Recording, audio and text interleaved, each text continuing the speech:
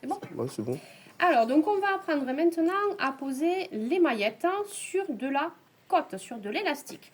Donc pour ce faire, hein, il faut qu'on coupe la marge de notre élastique parce qu'on n'en a pas besoin. Donc on va couper la marge. Et ensuite, on va venir placer ici les maillettes avec les crochets, la première partie que nous avons fait.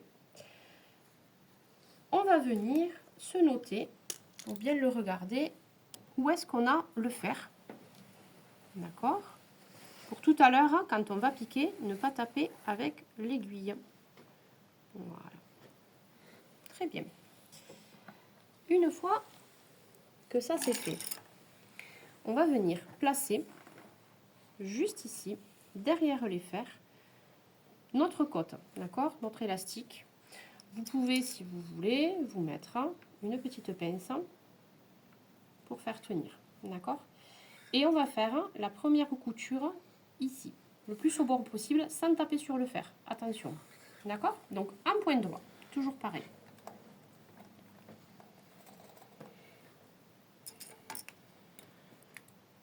Je rattrape mon fil.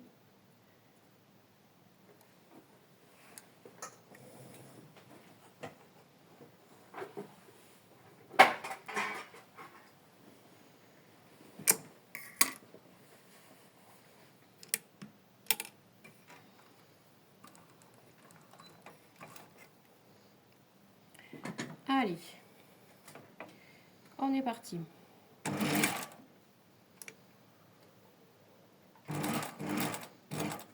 Petite marche arrière, on n'oublie pas.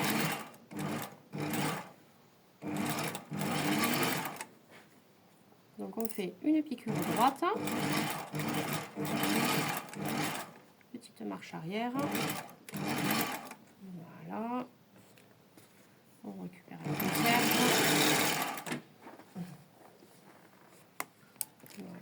Donc vous voyez ici, c'est bien placé. Pourquoi on place les crochets? C'est pour qu'on soit sûr qu'on soit exactement à la même hauteur en haut et en bas, d'accord? Avec l'autre côté. Maintenant que ça c'est fait, on va venir poser notre tirant qui est fin. C'est un tirant fin. Et on va venir cacher toute cette partie ici.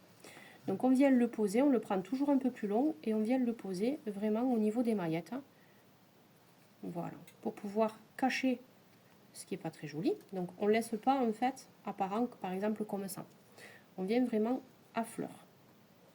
Pour mettre, on peut se mettre toujours pareil, une petite pince pour tenir. Et on va faire notre deuxième couture juste là. Mais pour pouvoir la faire, vu qu'on va passer sur les morceaux où on a du fer, on va le faire machine teinte. Donc moi ce que je fais c'est que pour commencer, j'attaque. Hop. Je vais me le mettre au milieu.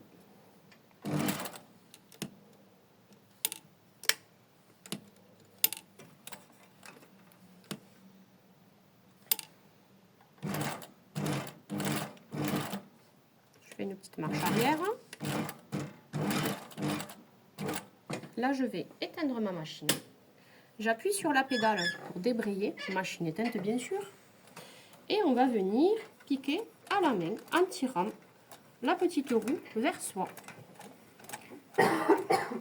Comme ça, si jamais on tombe sur un petit fer, on va pouvoir en fait arrêter, décaler un petit peu avec la main et ça va nous éviter de casser l'aiguille. Si vous le faites avec la machine allumée, en appuyant directement de façon électrique, à un moment donné, c'est sûr et certain, vous allez tomber sur un fer et vous allez casser l'aiguille.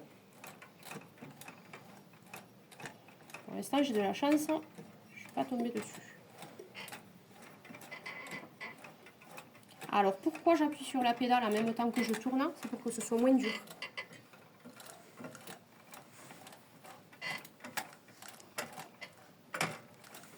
Voilà, je ne suis pas tombée une seule fois dessus, c'est bien. Là, j'ai passé mes fers, donc tout va bien. Je vais rallumer ma machine et je finis en électrique. Je fais un petit point d'arrêt, je ne vais pas trop loin, je fais attention.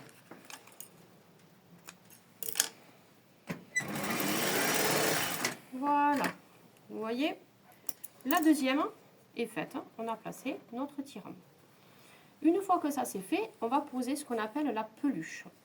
Donc pour arriver à avoir la bonne dimension, une fois fini, la peluche, il faut qu'elle soit bien alignée avec le tirant ici, parce qu'on va faire la dernière couture, les deux ensemble, d'accord? Donc pourquoi je le mets comme ça?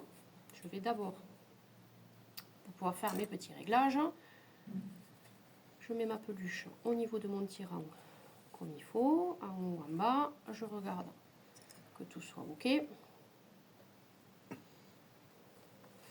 je vais venir la retourner ici, d'accord?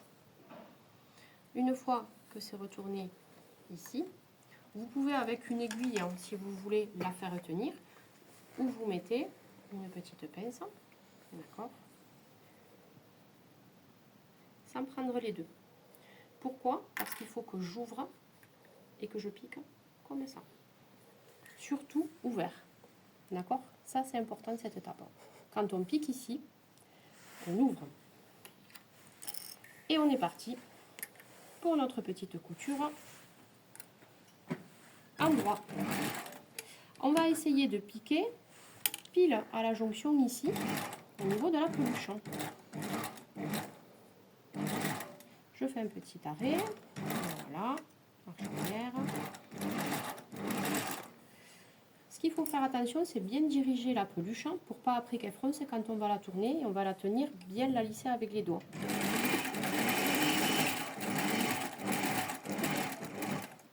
Petite marche arrière.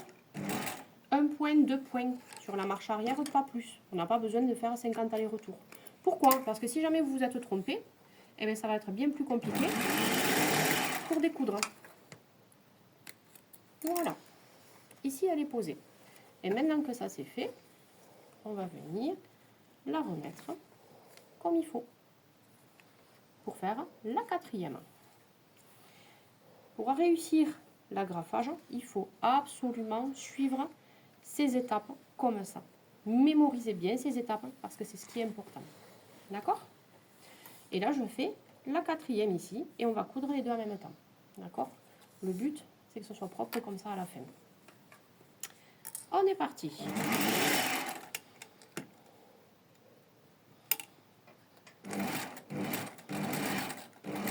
Un petit point en arrière. Vous voyez? 2 points, max, pas plus.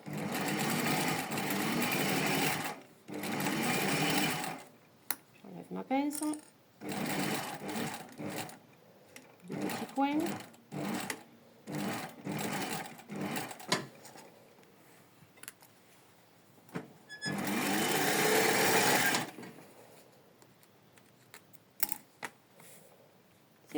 C'est propre, c'est tout beau.